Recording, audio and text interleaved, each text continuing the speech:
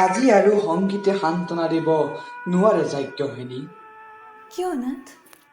যুদ্ধত আমাৰ পৰাজয়, সৈন্য ছত্ৰভংগ। পৰাজয় হৈছে? কেনেকৈ পৰাজয় হ'ল?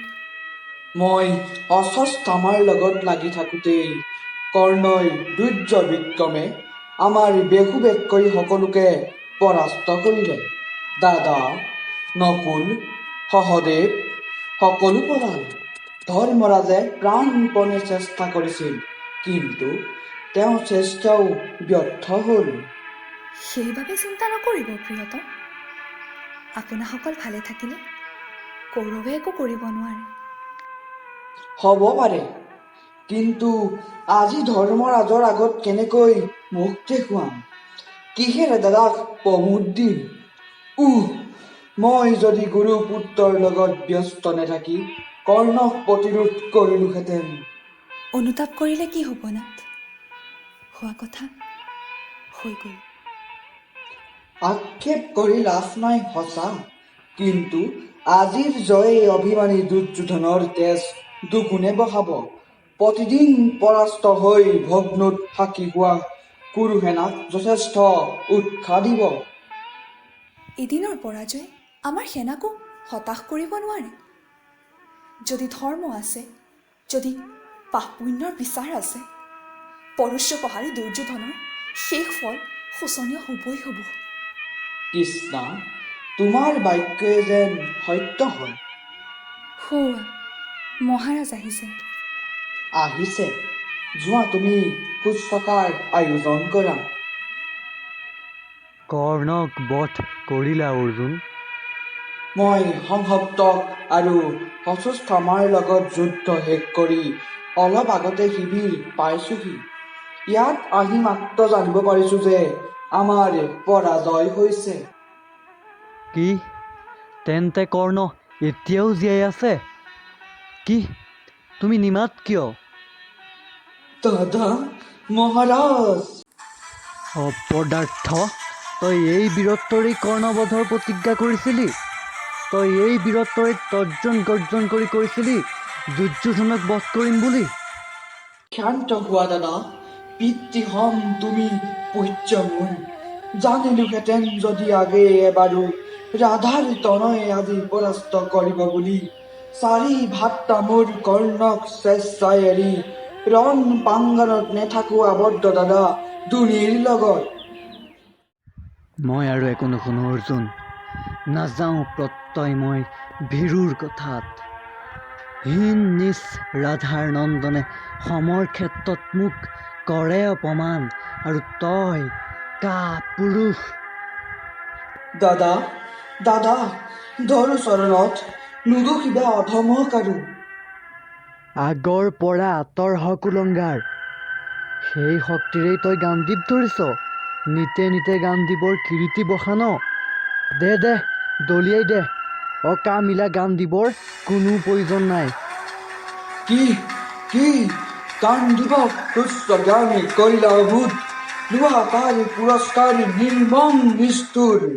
মূৰ্খ, মাটিৰ মানুহ পৰে মাটিতেও, নিয়তি গৰাকী মাথো জনম মৃত্যু।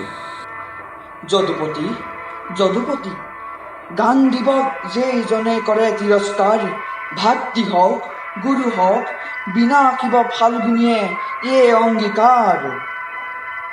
ধৰ্মৰাজ, জ্যেষ্ঠ যাৰ পিতৃতুল্য যাৰ, সেই মহাগুৰু নাশী নেলাগে পালিব পাৰ্থ সত্য অংগীকাৰ। ব্যৰ্থ হ'ব তেনে মোৰ সত্য অংগীকাৰ। নহয় কদাপি, ব্যৰ্থ আছে অন্যত পায়। বিস্মিত নহ'বা পাৰ্থ, নোৱাৰা যদিহে ল'ব নিন্দুকৰ প্ৰাণ, আছিল প্ৰতিজ্ঞা তব নিজ প্ৰাণদান। সত্য যদুপতি, আছিলো বিস্মিত। দাদা, মহাত্মন জীৱন নিৰ্মালি মোৰ নভোৱা ইয়াক ভাঙিব খুজিলো আগেই দেৱ পূজা ভাগ। ক্ষমা কৰা দাদা। চিন্তা নাই যদুপতি, আপুনি বিদাৰি আজি বক্ষ আপোনাৰে আপোন শুনিত ঢালি তৰ্পণ কৰিম তাৰে সত্য অংগীকাৰ। তস্যই বীৰত্বৰ পৰাকাষ্ঠা দেখুৱাব নালাগে। আত্মহত্যা কৰি জগতত কীৰ্তি ৰাখিব নালাগে। ত্ৰিভুৱন বিজয়ী ফাল্গুনীৰ শোণিতেৰে পাণ্ডৱ শিবিৰ ৰঞ্জিত কৰিব নালাগে। যদি সত্যৰক্ষা কৰিব খুজিছে আত্মশ্লাঘা কৰা। আত্মশ্লাঘা কৰিলেই আত্মদান কৰা হ'ব। সেয়ে হওক যদুপতি, তোমাৰ ইচ্ছাই পূৰ্ণ হওক। শুনা ধৰ্মৰাজ, দেৱাসুৰ জয়ময় পাৰ্থ মহাবীৰ, এই সুদৃঢ় বাহুৰে কৰিছিলোঁ ধূলিচাট। লক্ষ লক্ষ ৰাজেন্দ্ৰ মণ্ডলী স্বয়ম্বৰ দিনা সেই দুপদবালাৰ মল্ল যুদ্ধ কৰি সৃষ্টিৰ সংহাৰকাৰী ত্ৰিশূলিৰ সতে। শুনা শুনা মহাৰাজ, পশুপাত অস্ত্ৰ লাভ কৰিছিলোঁ ময়েই। আজি তব সন্মুখত কৰিলো প্ৰতিজ্ঞা সাক্ষী তুমি যদুকুলমণি। এই গাণ্ডীৱেৰে মোৰ কুৰুক্ষেত্ৰ সমৰস্থলীত বিনাশী ৰাধাৰ পুত্ৰ দৈৰথ যুদ্ধত কৰ্ণ শূন্য কৰিম মেলি।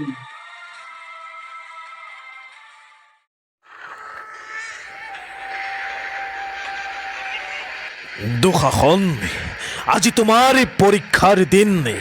কৌৰৱেশ্বৰ দুৰ্যোধনৰ জ্যেষ্ঠ ভাতা তুমি, বিকুদৰৰ যোগ্য প্ৰতিদ্বন্দ্বী। এই গদাৰ আঘাতত ৰাক্ষস ভীমৰ শিৰ শূন্য কৰি তাৰ আসুৰিক লীলা খেলাৰ আজিয়েই শেষ কৰিব লাগিব। সন্দেহ কৰিছা মামা?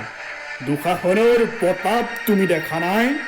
স্বৰ্গৰ দেৱৰাজ যাৰ ভয়ত কম্পমান, পাতালৰ বাসুকীও যাৰ ভয়ত মূৰ্ছিত, সেই দুঃশাসনৰ আগত ভীম কোন?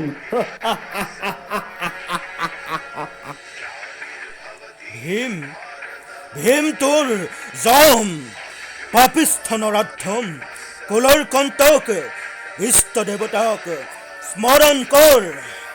আৰু তই চক্ৰান্তকাৰী ৰাজদ্ৰোহী গান্ধাৰ পুত্ৰ, তয়েই। মই নহয় বিকুদৰ, মই নহয়। মই ৰাজস্বলা দুৰ্পতিক চুলিত ধৰা নাই। এক অৱস্থা সঠিক ৰাজসভাত ব্যৱস্থ কৰিবও খোজা নাই। মোৰ বক্ষ ৰক্তপান কৰিম বুলি তুমি প্ৰতিজ্ঞাও কৰা নাই। তোমাৰ প্ৰতিজ্ঞাৰ লক্ষ্য ৰাজভাতা। এই দুঃশাসন কি চাই আছা? দেৱৰাজ তোমাৰ ভয়ত কম্পিত, বাহুকী মূৰ্ছিত, ভীমৰ গৰ্ব শূন্য কৰা, পাণ্ডৱৰ শক্তি লোপ কৰা। দুঃশাসন ক্ষত্ৰিয় কুলধ্বম, হেৰ পাপিষ্ঠ পামৰ। পাৰ যদি ৰক্ষা কৰ শোণিত বক্ষৰ।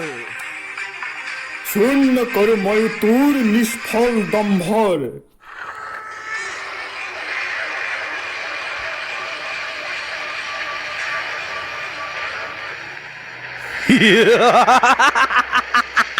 কহতি ভীমে, কহতি দুঃশাসন। খোৱা গদাই হল মহাসংঘৰ্ষণ। পিতা সন্তেক অপেক্ষা কৰা নাই আৰু বেছি ক্ষণ। সত্তৰ শোণিতেৰে অৰ্ঘ্য কৰিম তৰ্পণ।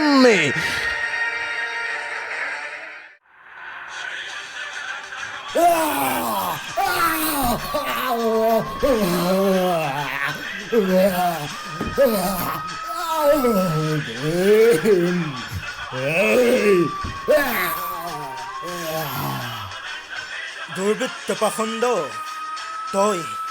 তই এই হাতেৰে কেক স্পৰ্শ কৰিছিলি পাঞ্চলীৰ। আজি কোনে ৰক্ষা কৰে তোক?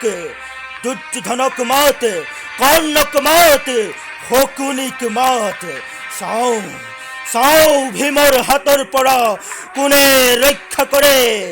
ভীম নহে আজি ৰক্ত পাই দুদান্ত ৰাক্ষস।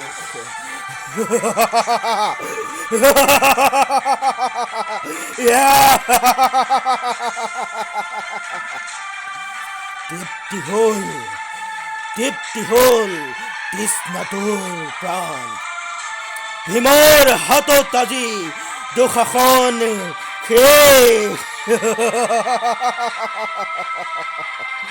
পাঞ্চালী পাঞ্চালী যুক্ত হল অতদিনে তব যুক্ত কে পাঞ্চালী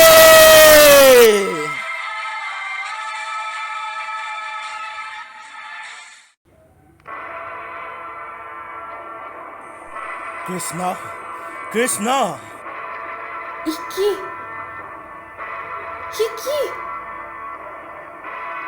গোটেই গাত তেজ আপুনি আহত হৈছে আহত হোৱা নাই নিহত হৈছে নিহত হৈছে আপুনি কি কৈছে গোটেই গাত তেজ অথচ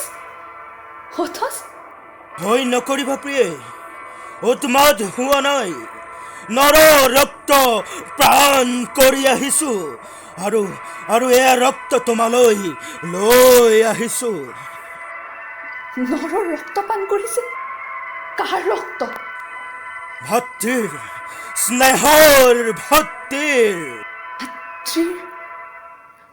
ভ্ৰাতৃৰ ভগৱান কি শুনাইছা কি দেখুৱাইছা মাতা মাতা উচ্চ কণ্ঠে ভগৱানক মাতা আকুল প্ৰাণে শুদ্ধ চিত্তে কোৱা ভগৱান তুমি আছা কি তুমি মোকো হত্যা কৰিবা কৰা প্ৰভু চিৰভাগিনী মই মোকো হত্যা কৰা কৰিম কৃষ্ণ তোমাকো হত্যা কৰিম আহা আজি মুক্তকে পাঞ্চালীকে হত্যা কৰি বিষণ্ণ বদনা দ্ৰুপদ নন্দিনীকে হত্যা কৰি লাঞ্ছিত অপমানিত যাজ্ঞসেনীকে প্ৰতিজ্ঞা মুক্ত কৰি কৃষ্ণৰ ঋণমুক্ত কৃষ্ণকে সাজিৰ পৰা বেনি যুক্ত কৰোঁ